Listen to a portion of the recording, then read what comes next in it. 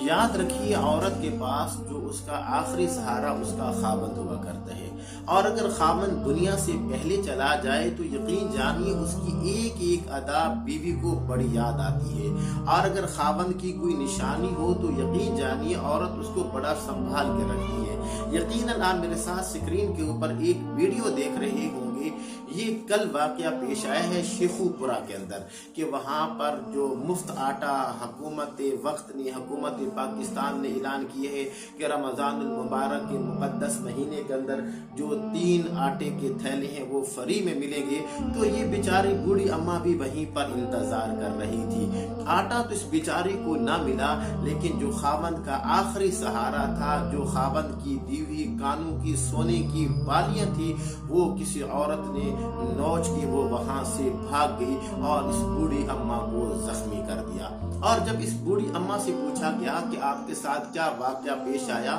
تو یہ بوڑھی اماں رو کے کہتی ہے کہ میرے خاوند کی آخری نشانی وہ بھی مجھ سے کسی نے چھین لی ہے، میرے خاوند کی آخری نشانی وہ بھی مجھ سے کسی نے چھین لی ہے۔ تو وہاں پر جو ریسکیو کا عملہ موجود تھا 1122 والے، تو انہوں نے پوچھا کہ اماں جی ہمیں آپ کی بات سمجھ نہیں آئی، تو اس پر پھر یہ اماں روتی ہوئی بتانے لگی کہ میرے خاوند نے جو کہ دنیا سے چلا گیا ہے اور اس نے مجھے کانوں کی بالیاں دی تھیں، اور وہ بھی آج جو نشانی تھی وہ بھی کوئی عورت چھین کر لے گئی ہے۔ یقین جانیے جب یہ میں نے منظر دیکھا اور یہ میں نے ویڈیو دیکھی تو یقین جانیے مجھے بہت افسردگی اور بہت پریشانی ہوئی کہ جو ہماری حکومت ہے وہ ہمارے ساتھ کیا کر رہی ہے۔ اور ظاہر بات ہے کہ جس نے بالیاں چھینی ہیں وہ بھی تو بیچاری کوئی مجبور تھی، اور بڑے افسوس والی بات یہ ہے اس بوڑھی اماں کو پھر آٹا بھی نہیں ملا، آٹا کیونکہ وہ پہلے ختم ہو چکا تھا۔ اور کل یہ ملتان کا اور جو چوک سرور شہید، یہ بھی ملتان کا ایک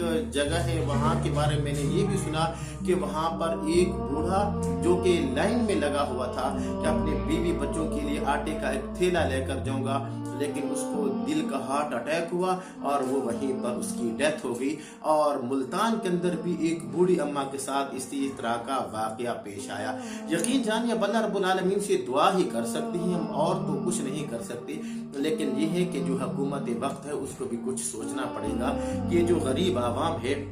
اس کے بارے میں ضرور کچھ نہ کچھ سوچا جائے، اور ان کو عزت نفس کے ساتھ کہ جہاں پر ان کا وقار اور ان کی عزت وہ مجروح نہ ہو، تو عزت نفس کا خیال رکھتے ہوئے جو آٹا ہے وہ ان کے گھروں کی دہلیز تک پہنچانے کی کوشش کی۔